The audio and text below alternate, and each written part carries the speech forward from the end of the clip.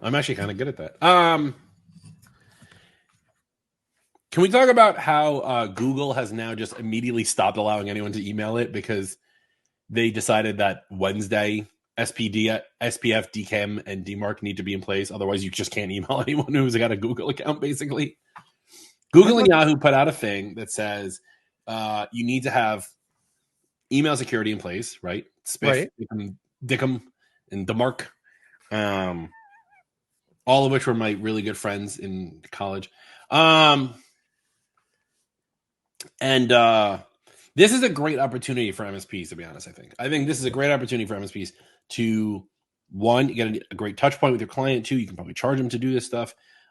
Three, get control of their DNS, which you should be charging to be maintaining anyway. And so take it when life gives you lemons, hand those lemons back and make yourself an Arnold. Make yourself a vodka tonic. Well, and because it will satisfy a live read requirement for this month, you should use Easy DMARC, who is a brand new sponsor of All Things MSP. Oh, dude, are they really? Because it's funny. I actually use their website all the time for like my SPF checking. Yeah. I mean, technically they don't start as a new sponsor until February 1st, but we're close enough. Plus, depending on when you want to make this bumper go, it could be February 1st, 2026 for all any of us know, because no one happens in the cutting room floor. Easy DMARC, inbox alert. Google and Yahoo will require, it's on their website, Google and Yahoo will require DMARC starting February 2024. At the time of when this is February. But here's the thing. At the time of when this is being recorded is currently January 26, 2024, because I don't know when Eric's going to cut this piece out. But the fact of the matter is, you're right, it's not February, and yet it already has gone into place, and Google said, we're just going to jump the gun on this one. But this is an issue for a lot of people, and I think a lot of MSPs are going to leave money on the table here by doing it for their clients for free because they want to look like the good guy, right? Right. This didn't even, like, it's not like Google sent this out a year ago and was like, by February 2024. They sent this out like 3 days ago and we're like, by February 2024. It's been out there for a while. Yeah, but not like it is now. Get it done. This is also a good opportunity, like I said, to take over clients' DNS. We're moving a lot of our clients over to not a sponsor, Cloudflare.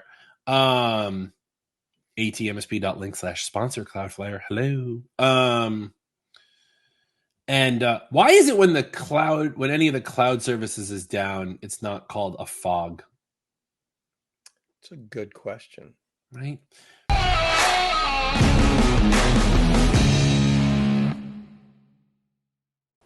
SuperOps is actively engaged in helping all MSPs improve their business. If you did not attend one of their Super Summits in 2023, all is not lost. They've taken some of the great content shared at those events and turned them into ebooks. The first one is called Skyrocketing MSP Revenue from 1 million to 10 million Do's and Don'ts with Dave Patel from Build Right. It contains 12 pages of helpful tips and guidance for MSPs to grow their revenue.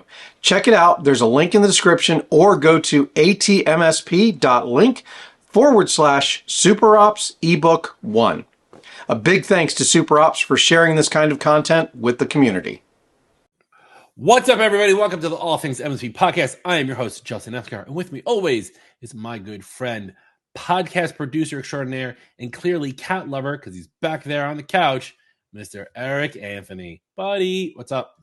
Yep, that's Taz. She's normally here pretty much all day in my office. The funny thing is that I've never noticed Taz before, because if you're paying attention, you check out youtube.com/@allthingsmsp. I can see Taz now because we're in wider StreamYard land because we got new technology better than crappy Encam. I have friends who use Encam, by the way, and I just rag on them all the time about it, but I do like StreamYard. I'm glad we're here. Hi, Taz. Enough about us and the silliness that is. We have a guest today. I love it when we have a guest. I say that every time. Mr. James Kernan from Kernan Consulting. What's up, man? How are you? Hey guys, I'm doing great. Doing great. Good to be here. Yeah, thanks for being here.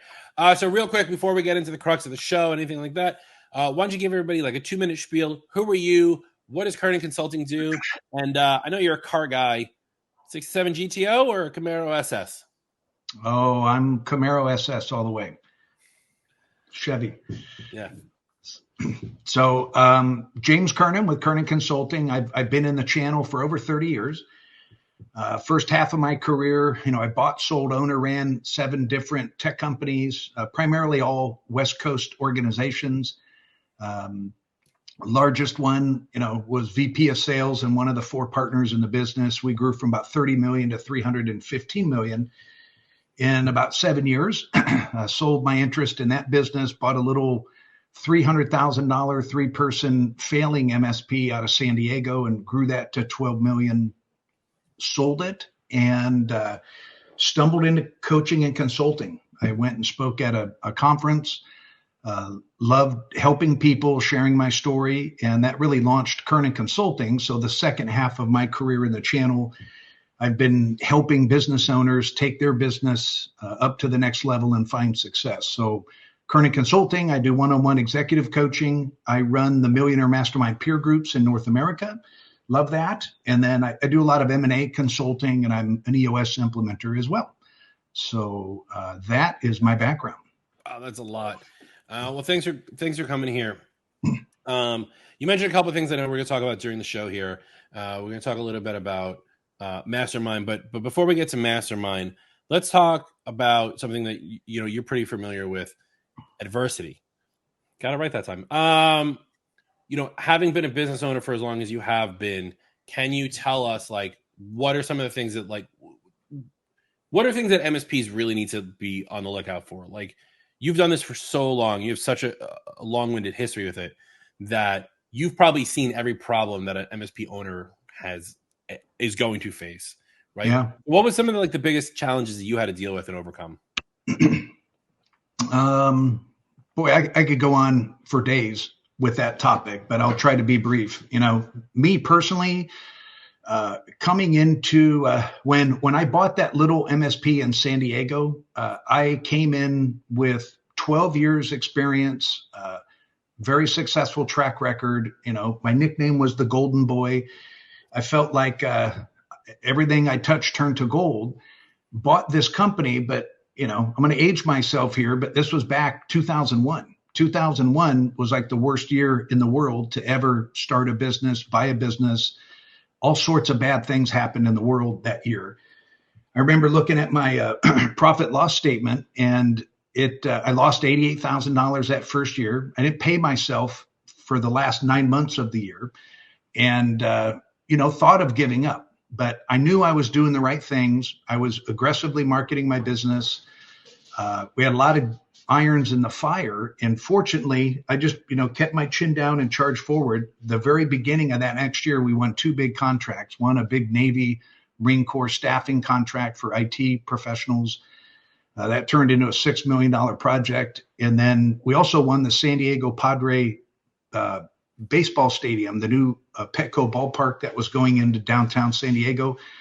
My little company with 8 employees, we won that big network infrastructure project. So kind of went from nothing to somebody overnight. And, we were just one deal away from really turning the corner. And then things took off from there. We grew to over 12 million and sold the business. They always say that luck is actually just a lot of hard work. And I feel like, what you're talking about right there is like the epitome of that, right? Because I think we could all admit that we've been in those positions where, things are looking down and we got to keep pushing. And a lot of us do give up. There's a lot of people who they can't take the pressure of it not working through. But kudos to you for being able to push through and then land those kind of deals. I mean, to get a stadium, to do a network in a stadium, that must have been absolutely insane. Yeah, being a big sports fan in San Diego, that was I think we did more marketing of that contract. I probably made a lot more money marketing what we were doing for these guys and winning deals as a result, as compared to, I think that was like a $1.2 million project, but we did really well on it. Well, so that's an interesting point, right? You're leveraging a deal you made, and granted, I'm assuming because of their name, it was okay to use it to say that you're doing this deal. Because I know, and we might be off topic of adversary or Mastermind for a second, but I personally do not put my clients themes on my website. I know a lot of people who do. Mhm. What's the right answer? Do you do that? Do you use that as leverage? Do you not do it? Do you do some of them? Because like I'm always afraid that like my colleagues are going to steal my clients that they know who I have, especially being a Mac person. Figuring out who the other Mac people are really easy. I just go to a bunch of other ACN websites and I go, oh, they're working with Kernan Consulting. I'm just going to give Kernan Consulting a call. You know what I mean? Yeah. Well, I've got a little bit of old school in me as well, Justin. So I'm not a big fan of putting things like that on static websites and collateral materials and so forth. Whenever you do that, for sure, you need to get written approval from your client. I decided to just kind of take the easy road. And I think if I remember right, every single presentation that I did, everybody that I met and had a handshake, prospect, customer, oh, and by the way, hey, we would just won this big project, wanted you to know about it. It was just part of our normal conversation. So it wasn't documented anywhere. Nice. It wasn't on social media, things like that. But that did help immensely. Right. All right. Sorry. I derailed a little bit. I apologize. I find that a lot of owners of MSPs, everybody feels like they're on their own little island. Mm-hmm. And I self-reflective, right? I feel that way too sometimes. And hilariously, I feel that way despite being the host of this show and having my company for 16 years and doing the other stuff that we do in the conference and whatever. And I still sometimes feel like I'm on my own little island here. And I'm giving you the layup. See, sports room. What should MSP owners do when they feel like that? What's like, how do we get out of that funk? Because that's a terrible place to be in for sure. Yeah. So a couple things. First and foremost, I would always recommend to people, there's so much, this industry is brutal. It moves like a freight train. So much data is thrown in your face, super stressful. Okay. So number one, you just got to click your brain into positive energy gear and surround yourself with positive energy, positive people. Be careful of what you put in your head. You got to limit the news, limit the newspaper, and surround yourself with good, positive people. That what I mean by that is there's individuals that you come up with an idea and they give you 5 reasons why you can't do that. It's going to fail. And here's 5 reasons why. Or there's the other person and, oh, that's a great idea. And here's 5 ways we can do that.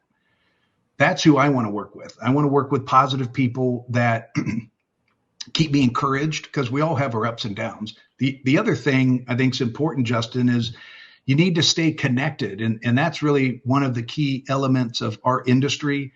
Podcasts, great example.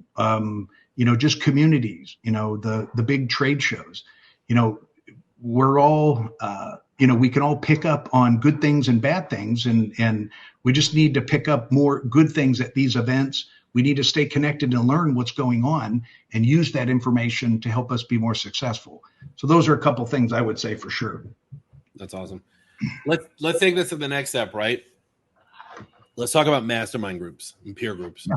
I call them mastermind. I don't really know the difference between a mastermind group and a peer group. I just call it I call them all mastermind groups.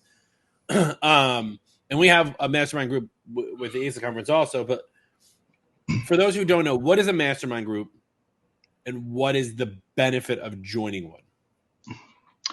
So the mastermind groups or peer groups, essentially it's CEO business owners from non-competitive geographies around the country meet in a group setting to learn, collaborate, and encourage one another. Ours are geared around results, so more sales, marketing, and growth. So we have weekly accountability meetings on Zoom where everybody reports in. Most peer groups are peer-led, meaning a volunteer kind of leads the group.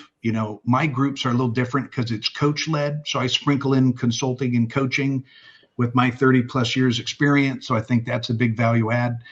But I do a good job of soliciting feedback. I learn just as much as I give to all these guys because there's incredibly talented people, a lot of smart people. And the reality is, we've talked about this before the show. It's lonely at the top. Yeah. A lot of businesses are just single entity business owners, meaning that they're the only partner in the business. You can't go home and talk to your spouse. You can't go to talk to your employees about cash flow, and you'll terrify people and they'll quit and run out the back door.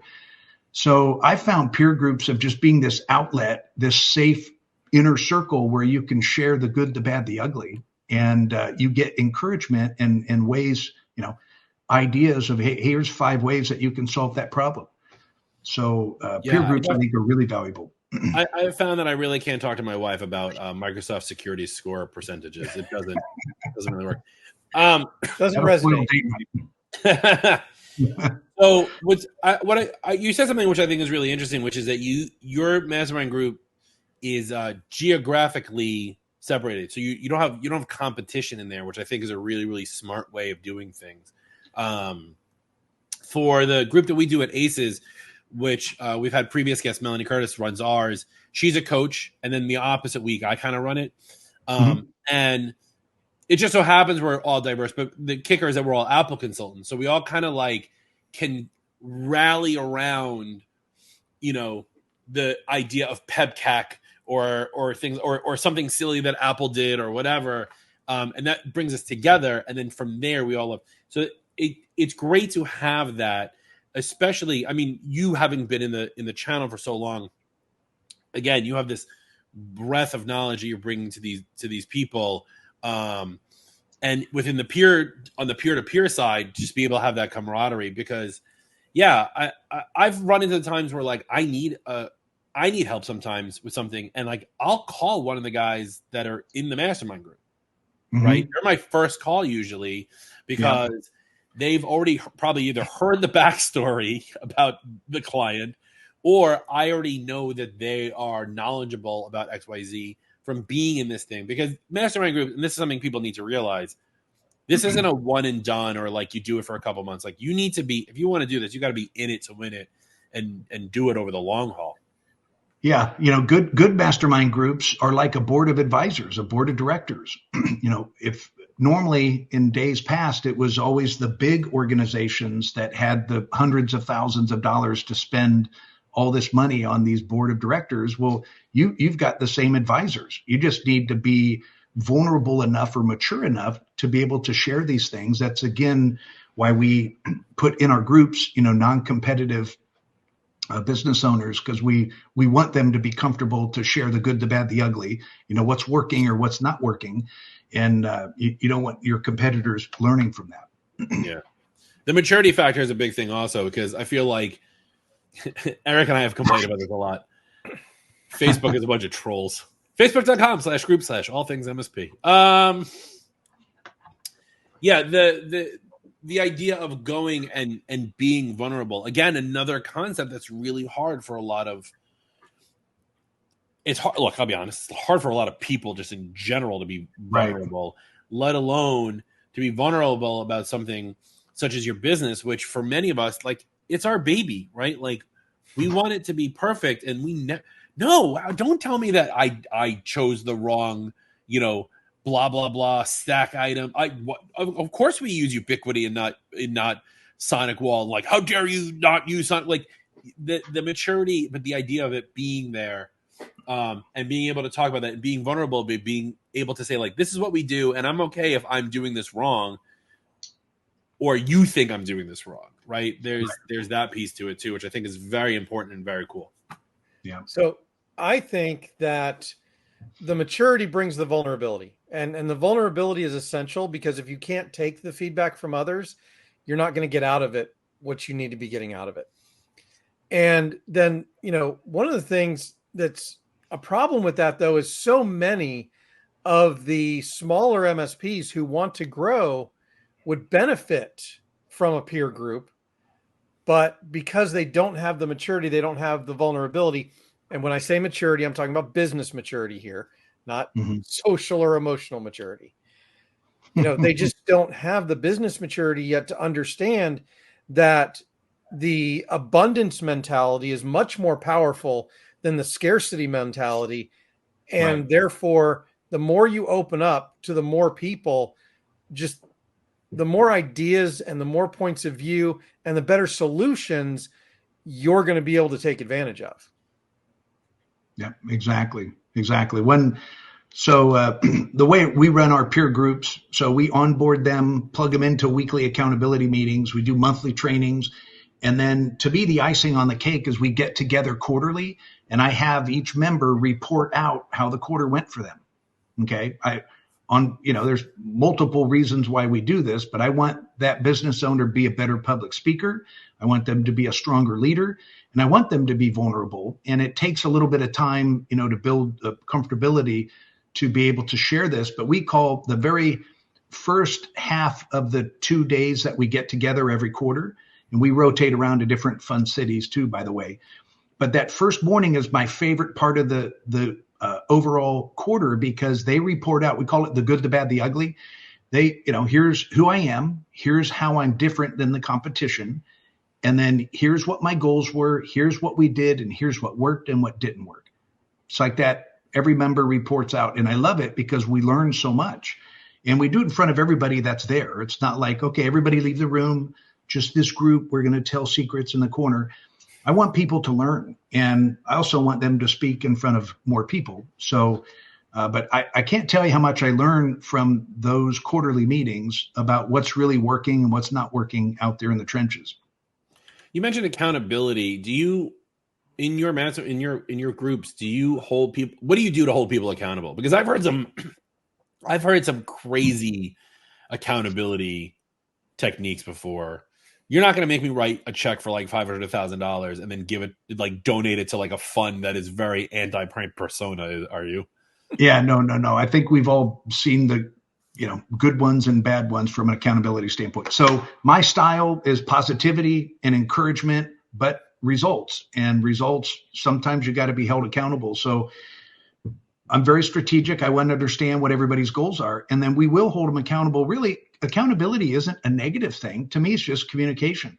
I don't need to raise my voice. I don't need to embarrass anybody. It's like, hey, you asked for the group to hold you accountable. Here's your goals, but here's where you're tracking. We've got a gap. Hey guys, what else can we do to help John, for example, get up over the hump?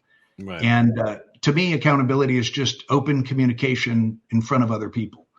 So I like that. I like that a lot better than the check idea. Which, by the way, don't do that. If you're listening, don't do that, because unless you're that stringent about how you get your stuff done, you're about to give $500,000 to, like, I don't know, some terrorist organization or something. So James, you run your group. It's a very powerful group. You're a member of the SMB Community Podcast. You talk to Carl Palachuk, who obviously everybody knows. You got all of this going behind you. How do people join your mastermind group? How do I become a Kernan? So just go to KernanConsulting.com or call me directly. We've got a whole page dedicated to the mastermind peer groups.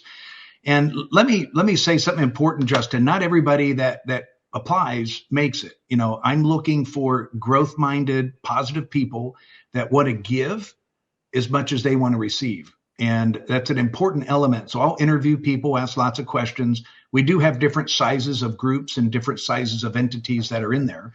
But I want to make sure it's a fit for them. I want to make sure it's a fit for us. But just basically reach out to, I'm happy to talk with you. And I'm not the kind of person that's going to shut the door and say, beat it. I'm going to give you options. Hey, we're a good fit, and here's what it is. It's only $297 a month. Here's the link, sign up, let's rock and roll and get going. Or, hey, we're not a good fit, but I tell you what, here's 2 other peer groups I think are really good and I think would work for you. So I like giving solutions to people. That's awesome. I'm glad that you don't just, here's the door, click. Well, that's awesome. All right, so check out KernanConsulting.com. Get interviewed by James himself, or probably one of his team members, and see if you can get into the mastermind group. Trust me, as someone who runs one, as someone who's been a member of one for many, many years, it really does help because, there was a time just a couple of weeks ago where I had to have like a real hard lay down with my staff, and I actually went to my mastermind group first, and I was like, here's what I'm thinking about what I'm doing. And they actually gave me a lot of positive feedback to what was going to be a very negative conversation with my team. And it helped me mentally changed some of the content that I was originally going to say, and made what was a negative conversation a better, much more positive conversation. So, and I got all this feedback from 4 or 5 other people who, like, I never thought of, like, some of the things they told me, like, I was like, I never even thought of that. Like, I'm so glad I have this group to talk to. So definitely check it out. And if you can't, like James said, if you can't get into the Kernan Mastermind, do find another peer group or something like that. KernanConsulting.com. Huh? Yeah. Tons of great ones out there. Tons of good peer groups in the channel for sure. So, but thank you. Yeah. Eric, any final words before I do my spiel? I just want to say real quick that peers are so important to, you know, just everything you're doing. Start out maybe going to shows, meeting some people, understanding how many other people are out there who really do want to help you rather than compete against you. And then, you know, once you do that, really seriously consider the peer groups, because the peer groups are going to give you the accountability that everybody needs. You will not understand how much accountability helps until you actually implement it in your business. Yeah. Couldn't have said it better myself, which is why I didn't. That's why I let you do it, Eric. Well, that's it for us. Check us out, facebook.com/group/all things MSP. Check us out on the YouTubes and watch how good we all look in widescreen StreamYard format at youtube.com/all things MSP. Hey, Liquid Death, still not a sponsor. Let's get that figured out. Someone hit them up. You know what? If you're listening to this, just at Liquid Death to every episode. Let's just see what happens. The power of people, folks. I'm Justin. That's Eric. We had our guest, James. That's it. Bye.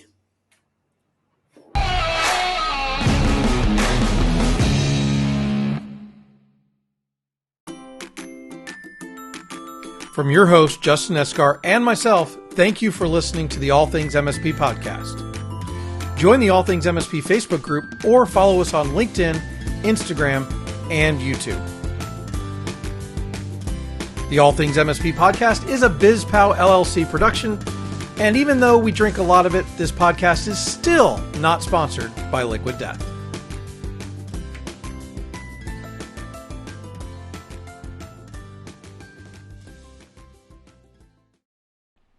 And now that you've watched that mess of a podcast, don't forget to watch one of these and go ahead and click that subscribe button so you get to watch more. Yeah, just go ahead and do it. Click the button and then watch.